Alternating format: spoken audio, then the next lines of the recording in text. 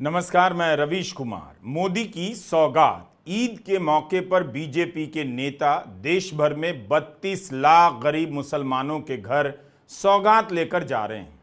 इसे मोदी किट कहा जा रहा है। अपने विरोधियों पर टूल किट का फर्जी प्रोपेगेंडा रचने वाली बीजेपी ईद पर किट बांट रही है। यह भी होगा, यह किसने सोचा था। छोटी छोटी बोरियों में बंद कुर्ता पाजामा, सलवार कमीज, सेवियां, चीनी, सूजी, बेसन और मेवे भरकर 32 लाख मुसलमानों के घर पहुंचाया जाएगा। राजनीति को मार्केटिंग की आदत नई तो नहीं है, लेकिन ईद के अवसर पर 32 लाख लोगों के घर मोदी की सौगात मार्केटिंग की इंतहा जरूर है। बीजेपी कह रही है यह मुस्लिम, सिख और ईसाई समुदायों के लिए आउटरीच कार्यक्रम है। ईद, बैसाखी और ईस्टर के मौके पर त्योहार किट बांटे जाएंगे, जिन्हें सौगाते मोदी कहा जा रहा है। बीजेपी के अल्पसंख्यक मोर्चे के अध्यक्ष जमाल सिद्दीकी ने द हिंदू से कहा है कि मार्च में ईद के बाद 20 अप्रैल तक बैसाखी और ईस्टर आने वाले हैं, इसलिए यह किट दिए जा रहे हैं। तो सब कुछ आउटरीच है, कॉरपोरेट का कार्यक्रम है या राजनीति का। इस आउटरीच में किट वितरण ही है या वैचारिक परिवर्तन भी। बस सवाल यही है कि अगर कांग्रेस ने या दूसरे विपक्षी दल ने ऐसा कार्यक्रम शुरू कर दिया होता तो गोदी मीडिया के मालिक न्यूज रूम में एंकरों के पांव पर लौट गए होते कि करो डिबेट, इस देश में यह सब कैसे हो सकता है, जितनी नफरती बातें कर सकते हो शुरू करो। सोचिए, 10 साल तक नफरत फैलाने वाले एंकरों को अब इसकी भी तारीफ करनी पड़ेगी। इसमें वे राजनीति की महानता खोज निकालेंगे। यही सब देखने के लिए आप जिंदा हैं। आपको अपने भाग्य पर गर्व करना चाहिए। ठीक कांग्रेस ने यही किया होता तो प्रधानमंत्री मोदी किस तरह के बयान दे रहे होते। इन छोटी छोटी बोरियों में रखे सामानों का नाम ले लेकर बयान दे रहे होते कि मुसलमानों को कांग्रेस सेवियां खिला रही है, बेसन दे रही है, मुसलमानों को कांग्रेस मेवा खिला रही है, मुसलमानों को कांग्रेस कुर्ता पाजामा दे रही है, सलवार कमीज दे रही है, मुसलमानों को सूजी और चीनी भेज रही है। क्या कांग्रेस को मित्रों कभी हिंदू याद नहीं आते? क्या यह संयोग की बात है कि जब मुसलमानों ने संवैधानिक अधिकार को लेकर प्रदर्शन किया था तो प्रधानमंत्री मोदी ने झारखंड की रैली से उनके कपड़ों से पहचान लेने की बात कही थी। अब उन्हें वही प्रधानमंत्री कपड़े पहुंचवा रहे हैं। भाइयों बहनों, जो आग लगा रहे हैं, टीवी पे उनके जो दृश्य आ रहे हैं, ये आग लगाने वाले कौन है वो उनके कपड़ों से ही पता चल जाता है। याद तो होगा कि 2024 के लोकसभा चुनाव में प्रधानमंत्री मोदी मुसलमानों पर किस किस तरह के हमले कर रहे थे। किसकी तरफ उनका यह इशारा रहा होगा कि कांग्रेस हिंदुओं से छीनकर उन्हें मंगलसूत्र दे देगी, देश की संपत्ति ज्यादा बच्चा पैदा करने वालों को और घुसपैठियों को बांट देगी। यह इशारा तो मुसलमानों के प्रति ही समझा गया। अब उन्हीं घरों में बीजेपी के नेता सलवार कमीज और मेवे लेकर जाएंगे। कोई तो पूछेगा ही कि पीएचडी छात्रों को दी जाने वाली मौलाना आजाद स्कॉलरशिप बंद कर दी गई, अब ईद की सौगात भेजी जा रही है। यह स्कॉलरशिप अल्पसंख्यक छात्रों को दी जा रही थी। कई लोग कंफ्यूज हैं कि बीजेपी ऐसा क्यों कर रही है, क्योंकि आप कभी नहीं जान पाएंगे कि इस कार्यक्रम के जरिए प्रधानमंत्री मोदी बिहार या दूसरे राज्यों के मुसलमानों के पास पहुंचना चाहते हैं या इसके जरिए अरब मुल्कों को प्रभावित करना चाहते हैं, जिनके पास निवेश करने के लिए सॉवरेन फंड का भंडार है। एक उद्योगपति के लिए निवेश का रास्ता खोजा जा रहा है या पूरे देश के लिए निवेश आने का रास्ता बनाया जा रहा है, आप कभी नहीं जान पाएंगे। पहले चरण में प्रधानमंत्री मोदी ने अरब देशों से रिश्ते बनाए, उनसे पुरस्कार लिए, संबंध बेहतर भी बताए जाते हैं। तो क्या अब यह निवेश का दूसरा चरण है जिससे रिश्ता पूरी तरह व्यापारिक भी लगे और सामाजिक भी? खासकर ट्रंप के अनिश्चित आचरण के बाद निवेश के लिए चीन ही बचता है और अरब मुल्क। जितनी सहजता से प्रधानमंत्री मोदी अरब मुल्कों की मस्जिदों में चले जाते हैं, क्या उम्मीद कर सकते हैं कि अब दिल्ली की जामा मस्जिद भी चले जाएंगे? सौगात भिजवाना जरा शाही हो जाता है, जैसे राजा की तरफ से भेजा जा रहा हो। अच्छा होता प्रधानमंत्री मोदी खुद सौगात लेकर जाते और जामा मस्जिद में इफ्तार के लिए जमा गरीब मुसलमानों को बांट देते। ये सवाल तो पूछ ही सकते हैं कि अरब मुल्कों से किसी एक को फंड दिलाने के लिए माहौल तो नहीं बनाया जा रहा, या गरीब मुसलमानों के घरों की अब रक्षा की जाएगी जिन पर कभी भी बुलडोजर चल जाता है। ट्विटर पर कई लोग बीजेपी के समर्थकों को ट्रोल कर रहे हैं कि अब आपका क्या कहना है, बीजेपी तो ईद की सौगात लेकर मुसलमानों के घर जा रही है। अगर कांग्रेस ने ऐसा किया होता तब क्या बीजेपी कहने नहीं लग जाती कि राहुल गांधी को नवरात्रा की याद नहीं आई, होली पर सौगात भेजने की याद नहीं आई, ईद पर मुसलमान याद आ गए। आप कल्पना कीजिए अगर ईद पर सौगात भेजने का फैसला कांग्रेस ने किया होता तो इस वक्त बीजेपी क्या कर रही होती। लेकिन सबसे पहले सोचिए कि अगर ये राजनीति है तो इसका मकसद क्या है, वोट है या किसी और के लिए कुछ जुगाड़ है। दिल्ली बीजेपी के नेता हैं रमेश बिधूड़ी। जब सांसद थे तो लोकसभा में तत्कालीन सांसद दानिश अली को गालियां दी, इसके बाद भी बीजेपी ने एक्शन नहीं लिया, विधानसभा में टिकट दिया, तरह तरह के बयान देते रहे। आज भी रमेश बिधूड़ी के ट्विटर हैंडल पर यह बयान सबसे ऊपर है। इसमें रमेश बिधूड़ी ने कहा है कि देश का बंटवारा धर्म के आधार पर हुआ था, ये मान लेना चाहिए देश में रहने वाले लोग हैं उनको, और धर्म के आधार पर अगर बंटवारा हुआ था तो मीडिया से भी मैं निवेदन करूंगा जो बार बार कहते हैं ना विशेष समुदाय, वो विशेष समुदाय कहां से हो गया, अधर्मी समुदाय बोलना चाहिए। कोई भी हो, अधर्मी समुदाय, विशेष तो स्पेशल हो गए। गोदी मीडिया रमेश बिधूड़ी से क्या पूछने जाएगा कि वे अधर्मी समुदाय के घर मोदी की सौगात लेकर कब जा रहे हैं। 2014 के बाद दिल्ली में बीजेपी ने कब इफ्तार किया, सत्ता में आते ही बीजेपी ने इफ्तार का आयोजन किया, बीजेपी के नेता आए, गोदी मीडिया ने कोई बवाल नहीं किया। इतना तो पूछ सकता था कि 2014 के बाद से दिल्ली में सियासी इफ्तार बंद सा हो गया, अचानक क्यों शुरू हुआ, किसके लिए हो रहा है। बीजेपी के नेता शाहनवाज हुसैन की इफ्तार में वाजपेयी और मनमोहन सिंह दोनों जाया करते थे, उनकी इफ्तार बंद हो गई। कभी किसी ने शाहनवाज हुसैन से इफ्तार के बारे में पूछा, सुना? बीजेपी के आक्रामक रवैये के कारण इफ्तार से बीजेपी के ही नहीं विपक्ष के कमजोर नेता भी दूर रहने लगे, और उस दिल्ली में इफ्तार का आयोजन होता है। बीजेपी के नेता, दिल्ली बीजेपी सरकार के तमाम मंत्री जाते हैं। प्रधानमंत्री नरेंद्र मोदी जहाने खुसरो के कार्यक्रम में जाते हैं, भारत की जगह हिंदुस्तान बोलते हैं, साझी विरासत पर भाषण देते हैं। संसदीय कार्य मंत्री किरण रिजिजू, जो अल्पसंख्यक मामलों के भी मंत्री हैं, मदीना की ऐतिहासिक मस्जिद के पास तस्वीर खिंचाकर सोशल मीडिया पर डालते हैं। उन्हें कोई ट्रोल नहीं करता। लेकिन एक ऐसी तस्वीर अगर राहुल गांधी ने डाल दी होती तो आईटी सेल से लेकर बीजेपी और गोदी मीडिया सारा काम छोड़कर इसी पर बहस करने लग जाते कि क्या राहुल गांधी धर्म बदल रहे हैं। ईद की सौगात भेजी जा रही है। क्या मुख्यमंत्री योगी आदित्यनाथ किसी मुसलमान के घर ईद की सौगात लेकर जा सकते हैं, इफ्तार में शामिल हो सकते हैं? इतना सब करने की क्या जरूरत है? इफ्तार में प्रधानमंत्री मोदी भी जा सकते हैं और आयोजन भी कर सकते हैं। एक तरफ आप इफ्तार में जाने से दूरी बनाते हैं और दूसरी तरफ ईद की सौगात भिजवा रहे हैं। यह सब चल रहा है। उसी बीच बीजेपी के विधायक दिल्ली के रविंद्र नेगी नवरात्रा के नाम पर मीट मटन की दुकान बंद कराने का आह्वान कर रहे हैं। तब तो सवाल उठेगा ही कि आप क्यों ऐसा कर रहे हैं। आपका ही नेता मुसलमानों को अधर्मी कह रहा है, आपका ही एक नेता उनके घर ईद पर सौगात लेकर जा रहा है। पटपड़गंज से दिल्ली बीजेपी के विधायक रविंद्र नेगी बाकायदा ट्वीट कर रहे हैं कि नवरात्रि की पवित्रता को बनाए रखने हेतु पटपड़गंज में मांस की दुकानें बंद रखें। धर्म, आस्था और सनातन संस्कृति के खिलाफ कोई भी अनैतिक कार्य बर्दाश्त नहीं किया जाएगा। मीट बेचना कब से अनैतिक कार्य हो गया? अगर त्योहार की पवित्रता इतनी प्रभावित हो रही है तो पूरे देश में मीट का उत्पादन 9 दिनों के लिए बंद कर देना चाहिए था। साल में 2 बार बल्कि कई बार जगह जगह पर मीट मटन वालों की दुकानें बंद करा दी जाती हैं। आप उन घरों की मायूसी समझिए जिनकी दुकानें 9-9 दिन बंद रहती होंगी।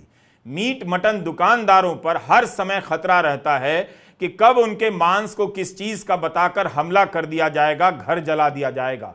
फल ठेला वालों से कहा जाता है कि नाम लिखो ताकि पता चले कि वह मुसलमान है। 26 मार्च के मिड डे अखबार में मुंबई से यह खबर देखिए। 15 अगस्त 2017 को मुंबई के एक मुस्लिम व्यापारी पर गौ रक्षकों ने हमला कर दिया। इनका भैंस के मांस का व्यापार था। अपनी जान बचाने के लिए भागकर आयरलैंड पहुंचे और वहां पर शरण मांगनी पड़ गई।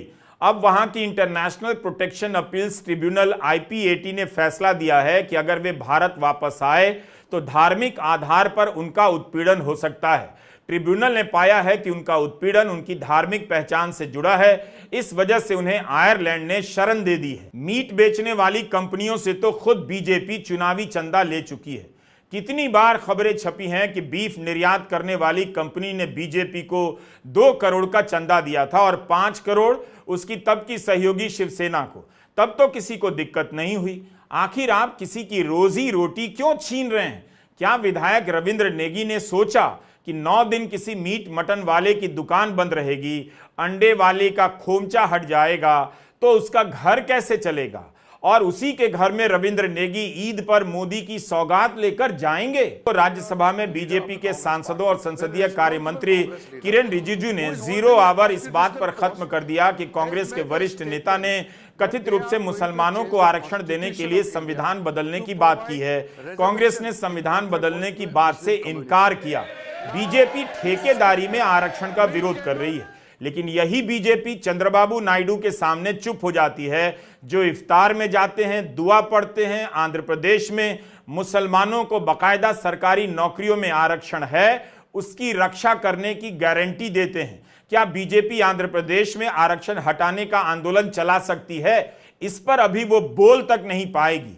होता है एक तरीका, सम्मान देने के नाम पर भी अपमान किया जाता है। राजनीति का यह विचित्र दौर है। प्रधानमंत्री मोदी खुद तो इफ्तार में नहीं गए, खुद सौगात लेकर नहीं गए। उनके नेता दिन रात मुसलमानों के खिलाफ नफरती बयान देते रहते हैं। अब उनका टास्क बदल दिया गया है कि सौगात लेकर भी जाना है, सलवार कमीज कुर्ता पाजामा लेकर जाना है।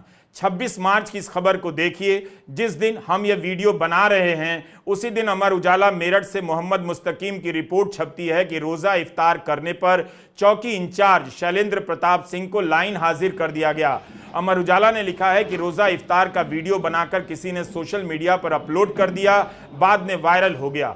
इसके बाद एसएसपी ने इस मामले का संज्ञान लेते हुए चौकी प्रभारी सब इंस्पेक्टर शैलेंद्र प्रताप सिंह को लाइन हाजिर कर दिया, साथ ही विभागीय जांच भी बिठा दी। अगर वाकई इफ्तार के कारण ऐसा हुआ है तब तो हमारा सवाल और ठीक है कि फिर क्या बदल रहा है। अगर बीजेपी की राजनीति बदल रही है तो उसके शासन में किसी को इफ्तार का आयोजन करने पर सजा क्यों मिल रही है? बीजेपी इतने विरोधाभासों को कैसे साध लेती है? लोकसभा चुनाव शुरू होने से पहले बीजेपी के पास 5,000 करोड़ का फंड था। चुनाव खत्म होने के बाद 10,000 करोड़ पर पहुंच गया। तो बीजेपी के पास पैसे की कोई कमी नहीं। इतने पैसे हैं कि वह सभी को सौगात भिजवा सकती है। बीजेपी चाहती तो इस पैसे से कुंभ में स्नान करने वाले लाखों हिंदुओं के लिए ट्रेन की यात्रा मुफ्त कर सकती थी। क्या पता नवरात्रा में भी सौगात भिजवाने का आइडिया आ जाए। बिहार में धार्मिक प्रवचनों की बाढ़ आ गई है। इसके पीछे कौन है, किसका पैसा लग रहा है, किसी को पता करना चाहिए। 20 करोड़ मुसलमानों में से 32 लाख मुसलमानों का चयन किस आधार पर किया गया है, इसका भी पता लगाना चाहिए। मूल बात है कि मुद्दों को लेकर बीजेपी राजनीति नहीं कर सकती। उसके मुद्दे वही हैं जो धर्म से निकलते हैं, धर्म से टकराते हैं और धर्म में समा जाते हैं। ऐसा नहीं है कि मुसलमान बीजेपी को वोट नहीं देते हैं तो सौगात से वोट साधने की कोशिश हो रही है। तमाम विश्लेषणों में यह बात आती है कि मुसलमान भी बीजेपी को वोट देते हैं। मुसलमान बीजेपी में भी हैं या बीजेपी के भीतर तमाम पदों पर आप उन्हें देख सकते हैं। लेकिन ईद की सौगात के पीछे राजनीति नहीं होगी, यह कैसे हो सकता है? जिस बीजेपी के सांसद और मोदी सरकार के मंत्री गोली मारने के नारे लगाते रहे, उस पार्टी के नेता अगर ईद की सौगात लेकर जा रहे हैं तो बात होनी चाहिए। क्या बीजेपी बदलना चाहती है? क्या अनुराग ठाकुर भी ईद की सौगात लेकर जाने वाले हैं? भारत में नफरत की राजनीति खत्म होनी चाहिए। जिस मोड़ से खत्म हो जाए उसका स्वागत होना चाहिए।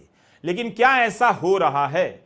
इसी समय में बीजेपी के तमाम नेता रमजान, नमाज और ईद पर तरह तरह से अटैक कर रहे हैं। उसी समय में ईद की सौगात का कार्यक्रम लॉन्च होता है। बीजेपी से पूछा जाना चाहिए कि भारत की राजनीति में जिस तुष्टीकरण का वह आरोप लगाती थी, क्या वह खत्म हो गया? और ईद की सौगात लेकर जाना किस हिसाब से तुष्टीकरण नहीं है? इस सौगात के बदले क्या अच्छा नहीं होता कि उस प्रशासन को रोका जाता जो हर राज्य में बुलडोजर लेकर मुसलमानों को दोयम दर्जे का नागरिक होने का एहसास कराने निकल जाते हैं। एक बयान नहीं है बुलडोजर के खिलाफ प्रधानमंत्री मोदी का, जबकि सुप्रीम कोर्ट ने बुलडोजर के इस्तेमाल को असंवैधानिक कहा है तब भी नहीं है। जिन घरों को बुलडोजर से गिरा दिया जाता है बिना सबूत, बिना गवाही, बिना फैसले के, उन घरों में कौन जाने वाला है ईद की सौगात लेकर?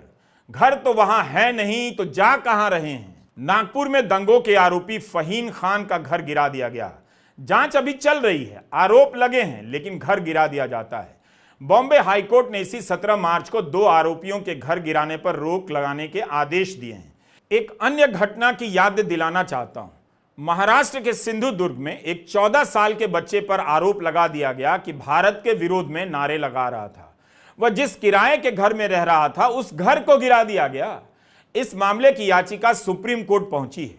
जस्टिस गवई और जस्टिस मसीह ने मलवान नगर परिषद को नोटिस जारी किया है कि आप बुलडोजर पर हमारा वीडियो देखिएगा। इस मामले की याचिका सुप्रीम कोर्ट में पहुंची है। जस्टिस गवई और जस्टिस मसीह ने मलवान नगर परिषद को नोटिस जारी किया है, आप बुलडोजर पर हमारा वीडियो देखिएगा। कई वीडियो हमने बनाए हैं, कई घटनाओं को बार बार संकलित किया है। क्या कोई इस ईद पर जिन मुसलमानों के घर गिराए गए हैं उन घरों में भी प्रायश्चित के लिए जाने वाला है? इतने भी भोले मत बनिएगा। नवंबर 2024 में बुलडोजर के गलत इस्तेमाल को लेकर सुप्रीम कोर्ट ने कितनी मेहनत से गाइडलाइन तैयार की, लेकिन बीजेपी के राज्यों में प्रशासन का दुस्साहस देखिए कि उसकी परवाह किए बिना अभी तक घर गिराए जा रहे हैं, क्योंकि आरोपी मुसलमान निकल आता है। और प्रधानमंत्री मोदी की दया देखिए, उनके घर ईद पर सौगात भिजवा रहे हैं। इस समुदाय के प्रति नफरती भाषण खुद प्रधानमंत्री मोदी कई बार दे चुके हैं, गृह मंत्री अमित शाह दे चुके हैं। अमित शाह तो शाहीन बाग में करंट लगवाने की बात करते थे। अब जाएंगे क्या ईद की सौगात लेकर? अगर जाएंगे तो कितनी अच्छी बात है, लेकिन यह हो किसके लिए रहा है, सबसे बड़ा सवाल है। क्या उसी के लिए जिसका नाम नहीं लिया जा रहा, या उस मुसलमान के लिए जिसका नाम यहां लिया जा रहा है? 2015 में बिहार का चुनाव हो रहा था। गिरिराज सिंह तब भी केंद्रीय मंत्री थे, आज भी हैं। 2025 में बिहार में चुनाव होने जा रहा है। तब गिरिराज सिंह मुसलमानों को लेकर साफ साफ हमला कर रहे थे, पाकिस्तान भेजने की बात कर रहे थे। 10 साल में नफरत की राजनीति की इससे बड़ी हार क्या हो सकती है कि जिन्हें आप पाकिस्तान भेजने वाले थे, जिन्हें आप कपड़े से पहचानने की बात कर रहे थे, उनके घरों पर ईद की सौगात लेकर जा रहे हैं। यही हार है नफरत की राजनीति का। अगर इसमें सियासी नौटंकी है तब भी यह बड़ी हार है। सोचिए, सारे चैनल अगर गिरिराज सिंह के पास पहुंच जाएं, अपने अपने माइक लेकर और पूछना शुरू कर दें कि क्या आप भी मुसलमानों के घर मोदी की सौगात लेकर जाएंगे? कुर्ता पजामा, सलवार कमीज, चीनी, सूजी, बेसन, मेवा लेकर जाएंगे? गिरिराज सिंह राष्ट्रवादी होने का बहाना ढूंढने लग जाएंगे। लेकिन उनके पुराने बयानों को निकालकर पूछिएगा कि क्या आपने आधार कार्ड चेक कर मुसलमानों को पाकिस्तान भेजने की बात कही थी? अब आप कैसे फैसला करेंगे कौन राष्ट्रवादी है और कौन नहीं? क्या गिरिराज सिंह ईद की सौगात लेकर बिहार के मुसलमानों के घर जाएंगे? गिरिराज सिंह अकेले नेता नहीं हैं। मुसलमानों को तरह तरह की धमकी देने वाले, उन्हें दोयम दर्जे का नागरिक होने का एहसास कराने वाले बिहार बीजेपी में अब कई नेता उभर आए हैं। फिर भी गिरिराज सिंह जब मोदी की सौगात लेकर मुसलमानों के घर जाएंगे तो यह मोदी की गिरिराज पर सबसे बड़ी जीत होगी और गिरिराज सिंह का मोदी के प्रति सबसे बड़ा समर्पण होगा। क्या क्या नहीं किया है और कहा है इन्होंने नफरत फैलाने के लिए। फरवरी 2020 में गिरिराज सिंह कह रहे थे, भारत अपने पूर्वजों की गलती की कीमत चुका रहा है। 1947 में मुसलमानों को पाकिस्तान भेज देना चाहिए था और हिंदुओं को यहां आ जाना चाहिए था। अगर भारतवंशियों को यहां शरण नहीं मिलेगी तो कहां मिलेगी? जो नेता हिंदुओं के अलावा किसी को भारतवंशी नहीं मानता है, उनसे क्या यह उम्मीद की जा सकती है कि वे सौगातें मोदी की किट लेकर उनके घर जाएंगे? मई 2024 में गिरिराज सिंह कह चुके हैं कि मुस्लिम आरक्षण भारत को पाकिस्तान बना देगा। नवंबर 2023 में अमित शाह की रैली से भाषण देते हुए गिरिराज सिंह ने कहा था, पाकिस्तानी मानसिकता वालों से दिवाली का सामान ना खरीदें। 2024 में जब आईआईटी कानपुर के छात्रों ने अपने दिवाली प्रोग्राम का नाम जश्न रोशनी रख दिया तो गिरिराज सिंह ने आरोप लगाया कि उर्दू नाम रखकर दिवाली का इस्लामीकरण हो रहा है। तो क्या सौगाते मोदी नाम की किट गिरिराज सिंह बांट पाएंगे? अगर प्रधानमंत्री मोदी वाकई सीरियस हैं तो अपने इन नेताओं से कहें, अनुराग ठाकुर से कहें, गिरिराज सिंह से कहें, परवेश वर्मा से कहें, अमित शाह से कहें, रमेश बिधूड़ी से कहें, देवेंद्र फडणवीस से कहें, और इन नेताओं को सौगात की बोरियां पकड़ा दे। कम से कम हर नेता को 20-20 बोरियां पहुंचाने का टारगेट दें और फिर पूछें कि जिन्हें गोली मारने की बात करते थे, जिन्हें करंट लगवाने की बात करते थे, पाकिस्तान भेजने की बात करते थे, उनके घर सौगात लेकर गए थे, आपको कैसा लगा? ध्यान रखिएगा, इसे अल्पसंख्यक मोर्चा का कार्यक्रम बताया जा रहा है। हमारा काम है उन संदर्भों में इस सौगात को रखना जहां हर दिन मुसलमान को दोयम दर्जे का नागरिक होने का एहसास कराया जाता है, उनसे कागज दिखाने की मांग की जाती है। चिंता मत कीजिए, जिन लोगों को उर्दू से नफरत हो गई है, टोपी से नफरत हो गई है, उनका उन्हीं घरों में सौगात लेकर जाना भी नफरत की राजनीति की एक बड़ी हार है। लेकिन ये हार के साथ साथ नौटंकी भी है। गोदी मीडिया इस सौगात पर तारीफों के पुल बांध देगा, क्योंकि मोदी की सौगात है, राहुल की नहीं। इसके बाद भी आप नहीं जान पाएंगे कि 10 साल के दौरान एक नहीं कई घटनाएं हो गईं जब भीड़ ने मुसलमान युवकों को पकड़कर मार दिया। प्रधानमंत्री मोदी ने कुछ नहीं कहा, बुलडोजर ने ज्यादातर मुसलमानों के ही घर गिरा दिए। प्रधानमंत्री मोदी ने कुछ नहीं कहा। उनके नाम से बीजेपी के नेता सौगात लेकर 32 लाख मुसलमानों के घर जा रहे हैं। जो देश कुणाल कामरा की कॉमेडी नहीं देख पाता है, झेल नहीं पाता है, उस देश को यह सब देखना पड़ रहा है। ऊपर वाला जो ना दिखाए, लेकिन आप हमारा वीडियो पूरा देखिए, सबको दिखाइए, गांव-गांव जाकर दिखाइए। हम सौगात तो नहीं भेजते हैं, सवाल उठा देते हैं जिसका जवाब बीजेपी से दिया नहीं जाएगा। नमस्कार, मैं रवीश कुमार।